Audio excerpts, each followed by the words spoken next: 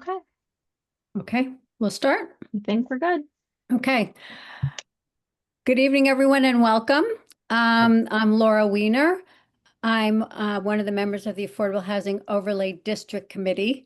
And this is the first community forum we've had on since the committee was formed. Next slide. We'd like to introduce ourselves to you. So this is a committee that was formed and town meeting last spring and by a warrant article that had a very specific makeup of the committee where each member represents an interested party in affordable housing. So I represent the Housing Corporation of Arlington, of which I'm a longtime board member. Carol Kowalski is representing the Arlington Redevelopment Board. David Pretzer is representing the Select Board. Maxwell Palmer was appointed by the town meeting moderator.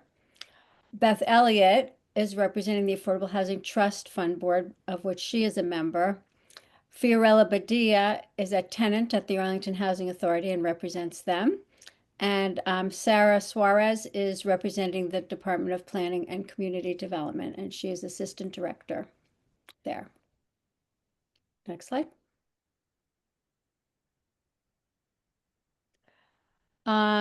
This is the town meeting article that created us. I have to move my. It was a fairly short and straightforward warrant article, just forming the committee. This is actually the second attempt to put together an affordable housing overlay committee, overlay district rather. And last year it did not go forward. It was withdrawn before town meeting, and so this was a follow-up on that to make a second try with the support of town meeting to come to to create a zoning bylaw amendment that would come to town meeting in the next session. Next slide. It's been about 5 years of discussion about this type of zoning bylaw. In 2020, town meeting voted to establish the Affordable Housing Trust Fund Board to support low and moderate income housing in Arlington. So we now have a town body that supports affordable housing. In 2022, the Select Board unanimously approved an Affordable Housing Trust 5-year action plan, which included as one of its recommendations, a predictable permitting scheme for affordable housing. In 2023, town meeting passed a resolution in support of an affordable housing overlay district. And in 2025, town meeting passed Article 41 to establish this committee. And this is that was the language, to study and prepare a zoning amendment. That's okay. The one time I didn't say it. Okay, so what is an overlay district? An overlay district is a set of zoning regulations that get superimposed upon a set of properties, and they provide an alternative zoning for those properties. The landowner has the choice to meet either set of zoning requirements. So they can either meet the zoning that is now on the site, or they can meet a different set of criteria if they develop affordable housing. Overlay zones are used to promote a variety of different things, including affordable housing, but the MBTA community zoning is also an overlay where the owner has a choice of which zoning scheme to stay within. This is not about the town buying land or developing affordable housing itself. It's for privately owned property, and it gives developers of affordable housing a little bit of a leg up to acquire land so that they can compete with the private market. Next slide. Well, I Um, think this is where it transitions over to me, Laura. yes, I can pick up from here. yes. So we're going to pause the zoning talk for a minute and talk about affordable housing financing because that how affordable housing gets financed plays a big role in how we're thinking about the zoning overlay that might be needed.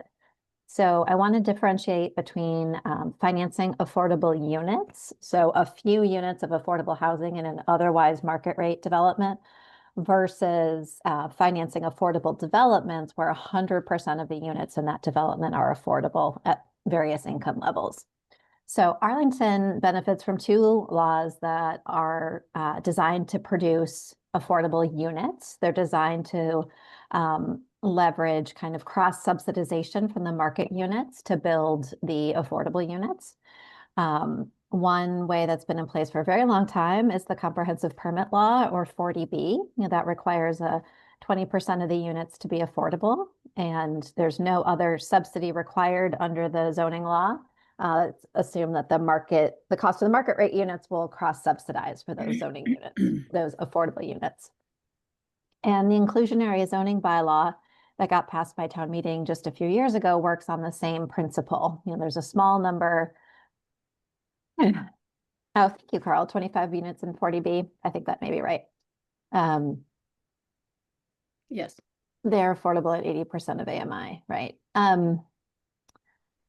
The other piece is the Arlington's inclusionary zoning bylaw, which requires essentially one affordable unit for every six market rate units that are built. And again, the idea here is that you're relying on the cost, the income realized on the market rate units to kind of cross subsidize the affordable units. Combined, these have produced some affordable units, and the number of units has increased slightly over the last few years as we've had some more 40B developments come online. But usually you're looking at, 3 or 4 units per year has been the average over the last 40 years. Next slide. So what happens when you want to do 100% affordable? How do you get an entire development built with rents restricted to only the amount that a low-income family can pay?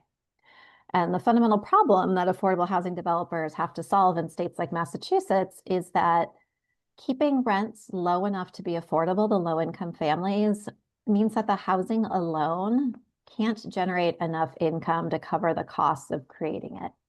People call this, what's the gap, is what affordable housing developers will say. If you have a building with 50 units and the rents can only support a mortgage of $10 million, but it's going to cost you $30 million to build that building, you have a $20 million problem in that you don't have enough money to build the building at the rents that people can afford. And this gets more difficult by this, the smaller the development, the higher the cost per unit, because you can't pass across the cost of infrastructure like the heating or the building envelope, the elevators. You can't spread that along numbers, a lot of units. Next slide, please. So what really makes affordable housing possible is the federal low-income housing tax credit. And federal tax credits are really what make affordable housing development possible.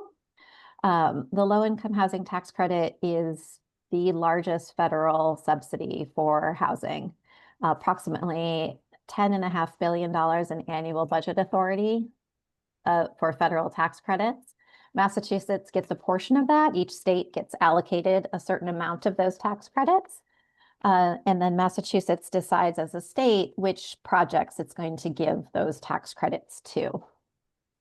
And affordable housing tax credits in the state of Massachusetts produce on average about 3,000 units of affordable housing a year. Next slide, please. In exchange for the federal tax credits that the developments get, the public policy driver behind LIHTC is that you get these really deep affordability restrictions. So the entire development must be legally restricted as affordable housing for at least 30 years. They have to serve families from extremely low-income families, which is, there's a lot of jargon here. People talk about area median income, but you could say it goes everywhere from people coming out of homelessness with essentially no income to lower income families where you may have, a family with one wage earner on a minimum wage job who's trying to support, a family. So they average, LIHTC developments have to average to 60% of area median income. And Massachusetts has chosen with its tax credits to require an additional 10% for those extremely low income families, those families like the folks coming out of homelessness who, essentially have very little or no income. Next slide, please. So the low-income housing tax credit, excuse me, I'm sorry. The deals themselves are pretty complicated because essentially what happens is the way the tax credits work is that the development receives the tax credits and then investors in the developments are able to claim those tax credits to reduce their own tax liability over a course of 10 years. So what the investors get out of it is lowering their tax bill, pretty much a dollar for dollar basis with the credit lowers their tax bill. And they are really, they invest this in order to make a tax credit deal worthwhile, because their tax credits are based on the size and the cost of the affordable building. They only get tax credits based on the cost to build the affordable units. So in order to make the investment worth their while, LIHTC projects usually have about 30 or more units. Developments that are smaller than that, there's kind of the transaction costs of doing the deal are too high. The return to the investor isn't good enough. So they're just not going to put their money into deals that are smaller than that. Another thing to note is that because they get their tax credits based on the cost of building just the affordable part of the building, they don't get tax credits for market rate units, and they don't get tax credits for commercial development. Essentially means that they're not going to pay for those things. They're not going to pay for the market rate units, and they're not going to put in tax credit equity to build commercial units. The other tricky thing about commercial development in low-income housing tax credit projects is that the housing agencies that finance affordable housing, they're housing agencies, they're not commercial lending institutions, and they're very conservative and won't generally underwrite, or they won't give developers credit for those commercial units in terms of how much income they think the project will support. So doing commercial can be done in LIHTC projects, but it's very difficult. It's very, very difficult, especially in the current market environment where there's a lot of available commercial space that doesn't need to be built. The other thing about LIHTC projects is because it's a federal program, but the state decides how it's run. And Massachusetts has decided essentially that it wants to put its tax credits into buildings that meet very high environmental and sustainability standards. So that is another project feature, just like Massachusetts requires the extra 10% of very low income units. Massachusetts also requires a very high environmental standard. Because cost to build in Massachusetts is so high, and the federal low-income housing tax credit program is really the only way that you're going to get a new development of affordable housing, 100% affordable, built. The competition for tax credits is very, very fierce. Developers will often apply for tax credits in several funding rounds, and each funding round may be, once every 6 months or once every year. They often have to apply several times before they are able to get a tax credit award. And one of the things that that gets taken into account in the competition for these credits is whether or not you have a clear zoning path. the Commonwealth is not going to award credits to a project that doesn't have a path to get zoning approval in the town where it's going to be built. Next slide. Oh, this one is back over to Carol, I believe. Thank you so much, Beth. Those fundamentals of affordable housing finance are really key to this zoning, and it's really great that everyone was here to hear this and learn this who didn't already know about this kind of affordable housing finance, because we so often hear dismay from our neighbors and from the public when another market rate project comes in because the rents are so high. And this is why the fundamentals that Beth just presented are so critical to this particular zoning proposal. So we took a look, if you take a look at, if you average 5 one-bedroom rents in conventional market rate apartments in Arlington, the 5 I looked at averaged out to $3,298 per month, and you'd need a household income of $120,000 to afford one of those new one bedrooms in Arlington. Slide, please. If you look at the other side, which if you were looking at a one-bedroom subsidized housing income limit at 60% of area median, a one-person household would need 69,480, or a two-person household would need 79,000. So you might think that's not a lot of money, but let's take a look at the next slide to see who in Arlington earns in that area. And it's, for example, Arlington Public School teachers. This is an excerpt from the salary table that's on the Arlington Public Schools website. And if you have a BA and 15 credits and you're 4 or 5 steps into the salary table, you're still in an income level where you would qualify for a one-bedroom subsidized apartment. So it gives you an idea about the kind of employment and the kind of residence that we would be able to provide for with this type of housing. Next slide, please. So we want to talk a little bit about the approach the committee has taken so far. And though there have been no votes on these yet necessarily, I don't recall, we're leaning to 100% affordable for the reasons that Beth described.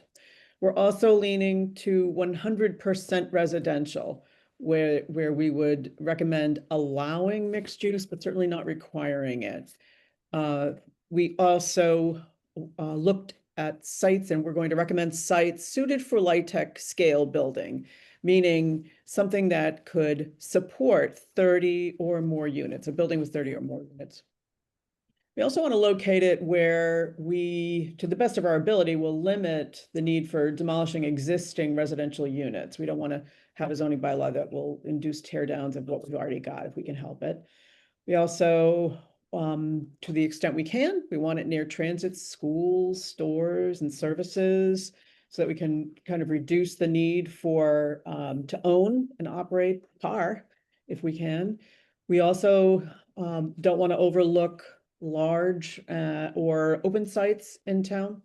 And we want this to be an alternative to 40Bs if possible, and to just an alternative to owners instead of necessarily always having a large single family home. Next slide, please. So how did we do it? How do we choose this initial, we've got some sites we're looking at, and we went about it as though we put on LIHTC developer glasses, and we thought, what are we going to, we broke up into pairs of 2 people each for scouting parties. And we scoured maps. We looked, a few of us have had a lot of experience. I'm the former town planner, a few town planners ago. And Laura Wiener was also on the town, she was the assistant planning director many years ago. And we took a look at some old plans and recent plans, the housing production plan, because there are a lot of sites therein that have been considered or recommended for potential affordable housing. So we went in different areas of town and came up with some in north, south, east, west, central, an area that we call walking distance from Stop and Shop and Audison. And we also recommend that all of the Arlington Housing Authority land owned by the Housing Authority also be in this proposed LIHTC supporting affordable housing overlay district. Next slide, please. So one of the areas is the north, and it's about 3 sites. And this is not a definitive list. We are still hoping to find and add additional suitable sites. So if you think there's something that we shouldn't overlook, we're very interested in knowing about that. There's a site on Washington Street near on the Turkey Hill bus that is owned by Boston Gas. The Winchester Savings Bank near the Rotary on the way to Medford on Route 60 has been cited previously, and we do think that should be considered. And surprisingly, Winchester Country Club, that is also on a bus route. And you might say, Winchester Country Club, they will never, ever be anything but a country club. And that's quite possible. But we want to be able to allow this to be considered there if they ever woke up one day or we ever woke up one day and found out that they're inclined to sell part of Winchester Country Club to an affordable housing developer or someone else who would want to do this. And it's not too far-fetched, as I'll get to in a moment. Let's look at the next slide, please. And in the south, there are also 3 sites we're recommending. St. Paul's Lutheran Church, which is at the bottom here. The church is just to the right, and this is the parking area. To the right is Belmont Country Club. I mentioned Winchester Country Club. Well, Belmont Country Club has a chunk in the border of Arlington, and in 2016, they sold some of their land to the Lexington Montessori School, and then sold in 2018 some of their land to National Development, and they developed the Waterstone and Bridges development that you can see from Route 2. So it's not out of the question. Doesn't happen very often, but we want to be able to take advantage of it and provide that option if that were to ever happen in the future. And also St. Camillus, which has been talked about for decades as a potential area for affordable housing in different reports. And I think the next one is, if you go to the next slide, I think Maxwell and possibly Laura will talk about these. Sure.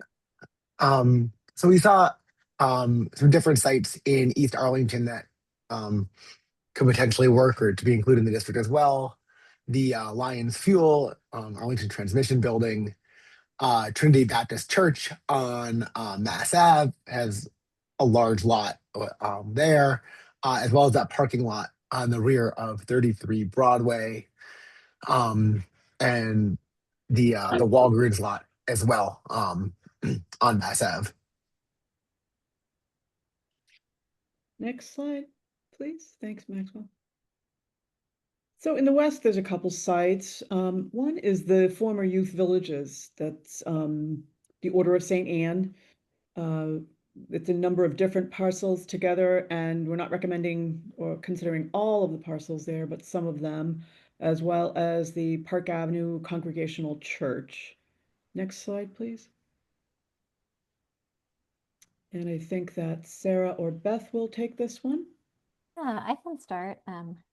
This is stomping grounds for me. I live on Highland, so this is right near where we are. And so this is what's often referred to as the bank block, that row of kind of low bank buildings right across from the high school.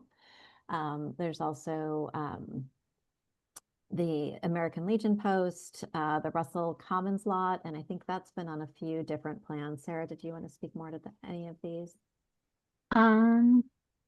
Well, I mean, the Russell Common lot is the town parking lot in the center of town. It's a 1.5 acre parcel that has been identified for years and years and years as a site to explore the possibility of development. The The property on the at the top of your screen is there's a little gray building. It's the American Legion building on Mass Ave, getting closer to the center, coming from East Arlington. And next to it is a 12-unit office condominium building that has been vacant for quite some time. So there has been some discussion about, possible possible housing development going there, in the future, down the road, if possible.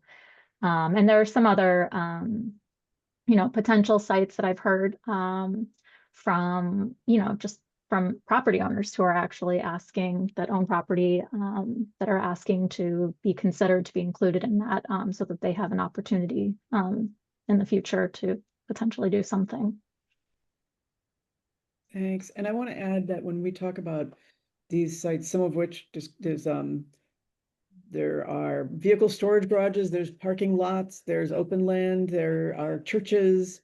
When we talk about the parking lots on that you're hearing about tonight, we're not talking about eliminating the parking, but having development over the parking at grade, the way, for example, the Brigham Square apartments were done, and I think people are familiar with that kind of parking at grade with residential above.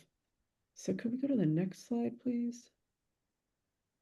And David is going to talk about this if you will. Yeah. So so this is the area that I call Brettle Square. It's between Arlington Center and Arlington Heights. And currently there's some sites that are currently either parking lots or sort of like less walkable commercial sites that we were thinking could make sense to include. There being long Mass Ave where the 77 bus is, and near the Addison Middle School and grocery store and various facilities could have some advantages. This includes the RCN parking lot, a large parking lot near the high school, or not far from the high school.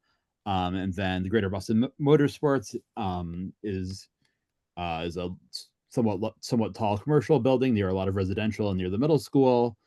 There's also the Marac land. There's a lot of car lot and industrial land there, some of which was recently redeveloped into a 40B building that was mostly market with some affordable. And if the landowners there were interested, there'd be a lot of potential to develop additional housing in that vicinity. There are also some industrial parcels along Dudley Street in this area that could, then in an industrial area that already has some housing that could have potential as housing as well, that are near the bike path. Thank you. So some additional considerations are none of the sites we're currently thinking of are in the B3 or the B5 zoning districts, the major commercial centers, which we think will be. We didn't think it necessary because we didn't, we have a number of other locations, but we also think that we want to be able to make a recommendation to the redevelopment board that they will support. And I think that help them support it if we don't propose this in the major commercial centers. We also, without this zoning, land zoned in R0 or R1 could only become large single-family homes. We also want to note that most affordable housing developers pay taxes. Some people think, well, if it's all affordable, it must be, how can they pay taxes? Well, most of them do. So we want to make sure that that's clear. And we also want to remind ourselves and everyone else that in Arlington, we have what's called a uniform tax rate. That means that commercial and residential properties pay the same rate. So by adding residential properties, we're not shifting. And it's also important to bear in mind that new construction is assessed higher than older buildings, irrespective of the use. And that comes in comes in handy when we know that new construction begins to contribute to new levy growth, new tax growth. The first year it's under construction, and large multifamily buildings can take 2 years. 882 Mass Ave, for example, was under construction for 2 years. So that was already paying into our tax base. for 2 years before a certificate of occupancy, before people moved in. So I think that's important to remember too. And except for large, I'm a professional planner. I've been a planner for many, many years, and I supervise economic development staff and so on. And except for in this region, except for large master planned single owner districts, like Third Ave in Burlington or the district in Burlington, there isn't a lot of demand, market demand for commercial development construction, except self-storage, distribution centers, and data centers. There is demand and need for reasonably priced commercial space for independent entrepreneurs and small business owners, but it's very difficult for independent businesses to pay the lease rate for new commercial construction. And that is another reason why we're saying that this should be optional. Mixed use should be optional for this, particularly since we have 2 other zoning paths for mixed use. Next slide, please. I think Laura's gonna wrap this up. Yeah, we started meeting in September. It's been a short timeline. We have met with the redevelopment board once. This is our public engagement meeting, and the next steps, we have to develop dimensional considerations and identify any potential incentives and bonuses, and also I would say round out our list of potential sites, and then draft a proposal to be presented to the redevelopment board. We think we're going to be meeting with the redevelopment board in December and start working on a warrant article if there's agreement on a path forward, and if we think we can realistically have success at this next town meeting. So that's, and then we'll be on, assuming that things go well with the ARB in December and we can move forward, then we will have, we'll be following the usual path to town meeting with warrant article hearings and refining the proposal. So I think with that, we are going to open it up to questions and comments. If I could just interject, please, I also want people to think about whether there are any sites that you want to be sure we didn't overlook. So as you're considering your questions or comments, please don't hesitate to let us know or ask us, did you make sure you included site A or B? So thank you. And we'll just take, if you raise your hand, you'll be in the queue, and we can just start with person number 1, and we're going to keep it to 2 minutes per comment. Do I see any hands? I do not see any hands yet. Okay, Carl Wagner, you go first. Hi, thanks. Can you hear me okay? Yes. That's great. I've been attending most of these meetings, and thank you to the group of you that have been doing them. I've been concerned that I have never seen Ms. Badia, who is the representative that I think in some ways is most important to hear from. She actually lives in low-income housing, and I don't believe she's on this call either, so that's a trouble. I also want to point out that Article 41 did not pass town meeting, as you noted, in 2025, and the ARB also did not support it. There were some major problems. The group was not public. So thank you for this group for being public. It's important for the public to be able to get your agendas, your minutes, and to take part in these meetings as they happen. But something that's really missing is not just the public, but stakeholders beyond you, who I think are earnest housing and affordable housing advocates.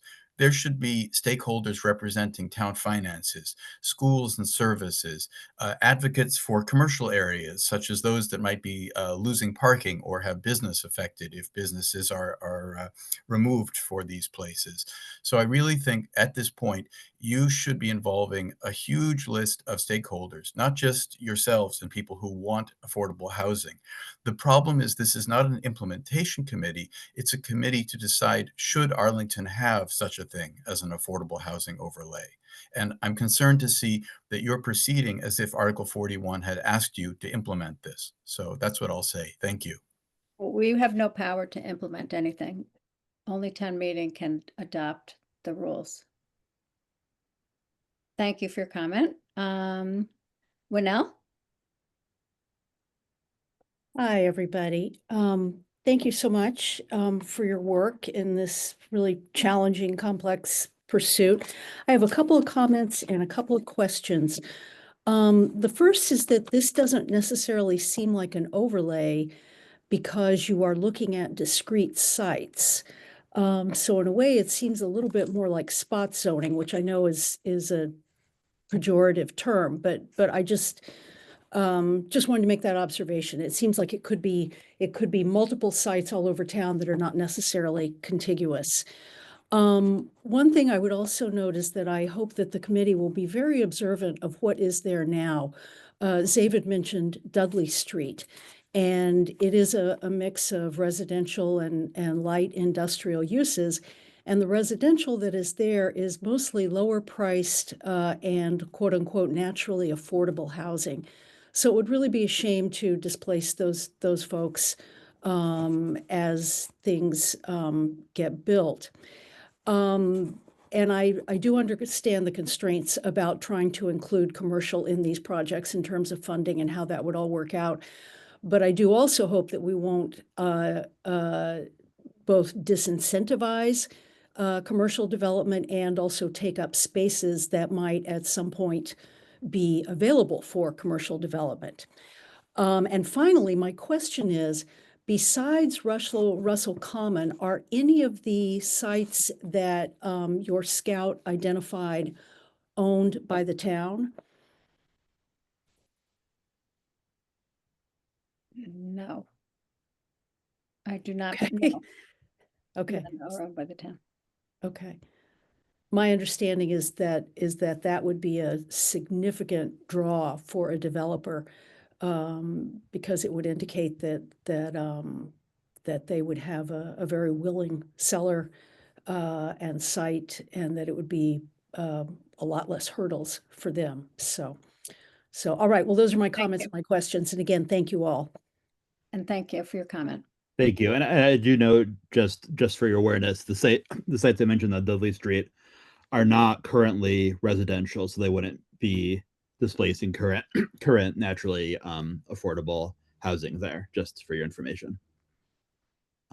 Also, I think you're right that town-owned sites could be attractive. Unfortunately, the town does not have a lot of land that's not already being put to use for open space, schools, etc. Uses that would be unlikely to be discontinued. So I think that's a challenge. Got it. Thank you. I mean, I suppose the Fox Library site could be considered. And one thing about this is that once you've created the regulations with a zoning, with an overlay district, you can place it on parcels in the future. So at some point, if it looks like there is a town parcel and it would make sense to have this zoning, to use this zoning, I think we'd have to go through a town meeting cycle, but we could place it on, for instance, the Fox Library site. Okay. Thank you. Okay. Do I see any more hands?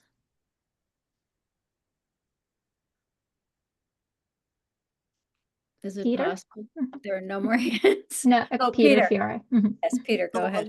Hi, yeah, Peter Fiore. I live in Precinct 2, and some of you probably know I'm a town meeting member. Can you hear me okay? Yes. Yes. Okay, so I just want to follow up on that question about the parking lots and the schools. There are some fairly good sized school parking lots. And so I would think you might consider building over those. And, when you talk about teachers needing housing, now I'm not saying teachers would want to live at the schools where they work, but they could live over a parking lot at a school where they don't work in Arlington, and maybe housing could be an incentive for the younger teachers that are on those first 5 steps. It could be part of their package, their salary package, or whatever. So I was just curious. I don't think that schools should be necessarily excluded. I'm not advocating for it, but I'm not so sure that's a bad idea. And you mentioned the Fox Library, and if that does come up, I'm not somebody that would support that. It's a library, you know, and there's no parking there, and I would hope we would develop it as a library. But anyway, so thank you for this meeting and for allowing public engagement. Thank you. Thank you. Andrew Greenspan. Hi, can you hear me? Yes. I want to thank the committee for doing the groundwork on looking at potential sites. I just had a couple of comments, some in response to what some other folks said. Just for frame of reference, the motion to commit did specifically say that they would draft proposals for the proposed zoning bylaw and zoning map amendments. So this is part of the charge of the committee, like doing outreach to all of us and the town, and then coming up with the proposals that the ARB can approve or not, or support, and or then it goes to town meeting. So that's sort of the context of all this. The other thing I sort of want to bring to mind with people that has been mentioned before is the town, it is difficult to find spaces for this affordable housing overlay, but the town meeting, I think, and town residents have said that they want to figure out ways to have more affordable housing in town. So we need to find space for it. And I just want to say that we don't want to let the perfect be the enemy of the good. Insofar as if we want more affordable housing in town, we're going to need to put it on some parcels in town. What those will be, we're still trying to figure out. But you know, there's either residential land or there's existing commercial land. It has to go somewhere. That's all. Thank you. Thank you. Alan Jones.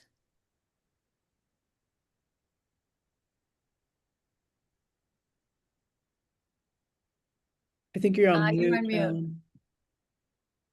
And I'm going to start you over. You're right. Okay, great. Do this. Can't hear you yet, Alan.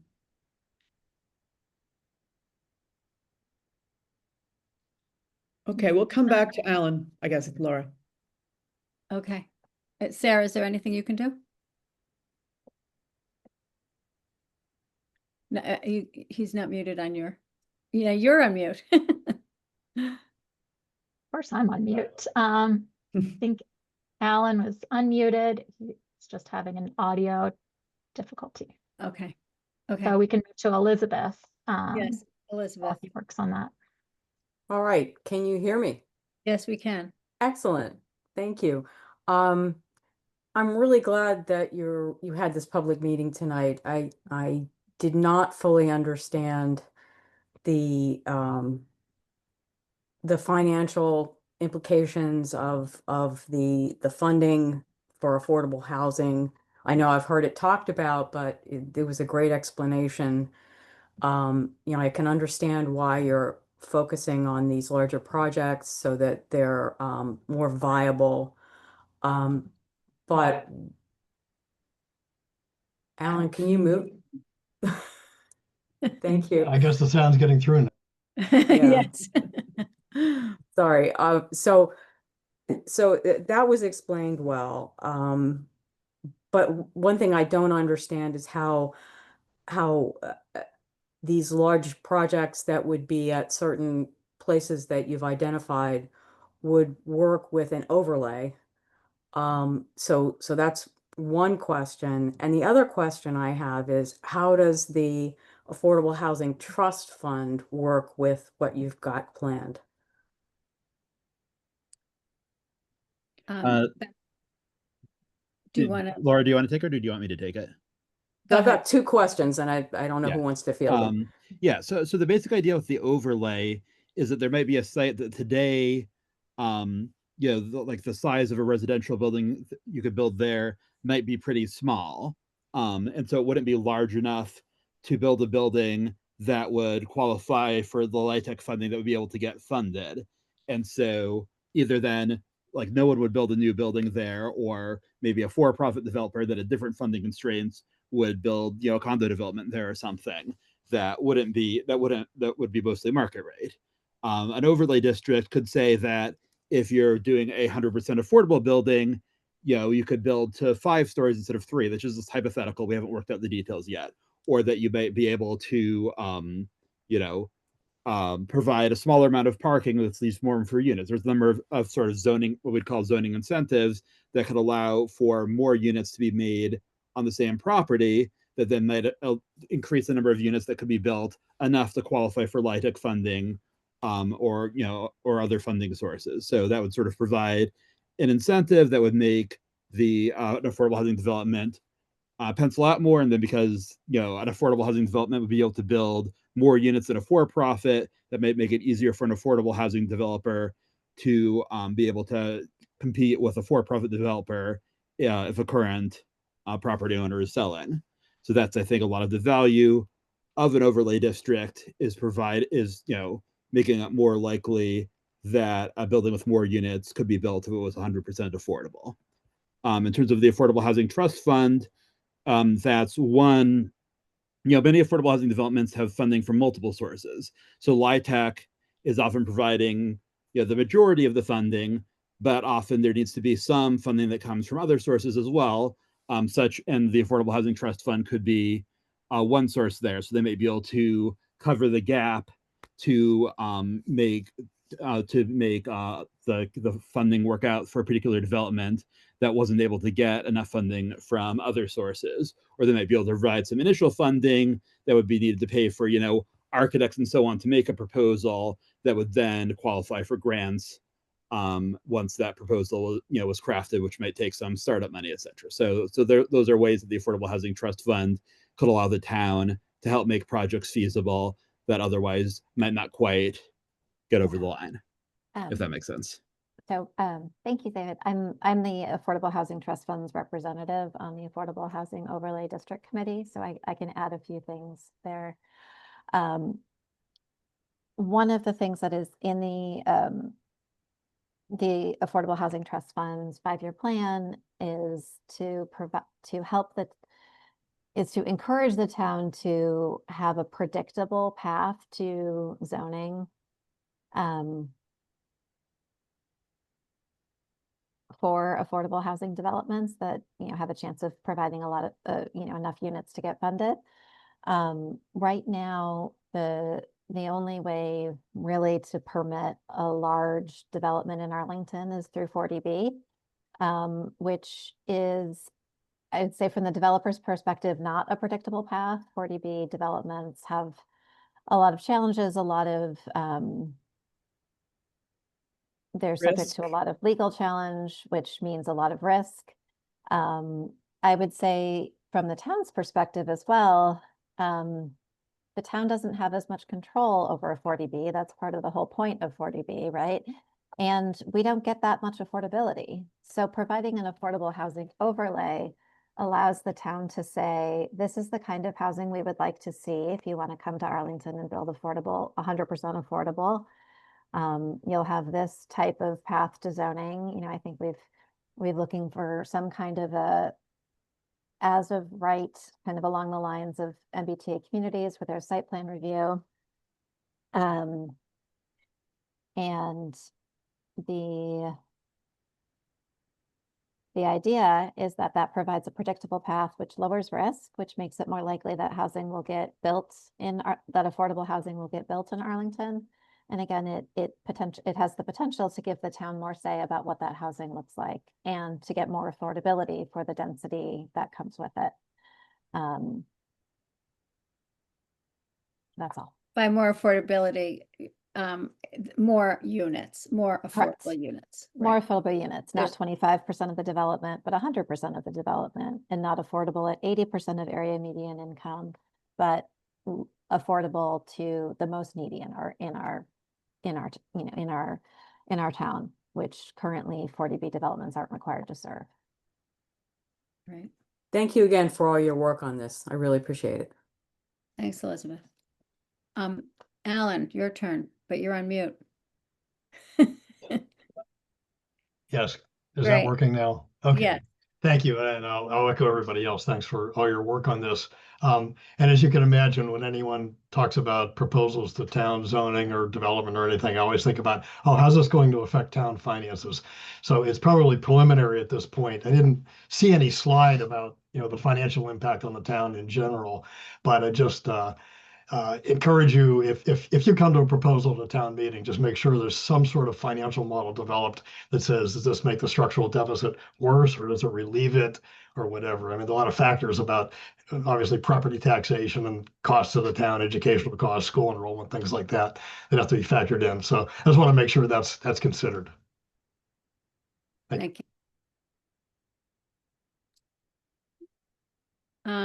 Was there anyone else who had a comment or question?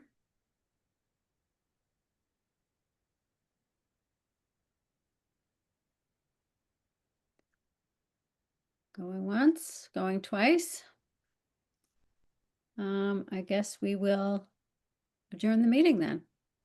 Can I just mention that we are planning on doing some sort of survey in the future to gather broader public feedback. So I encourage everyone to this meeting to be on the lookout for that, and also to make sure that your neighbors, people in your precincts, are aware of what's going on. Encourage them to watch the recording if they're interested and learn more about it, because we definitely love to get more feedback either from the survey or via email or via attendance at our future Affordable Housing Overlay District Committee meetings, the schedule for which is on the town website, because we'd like to hear from as many people as possible.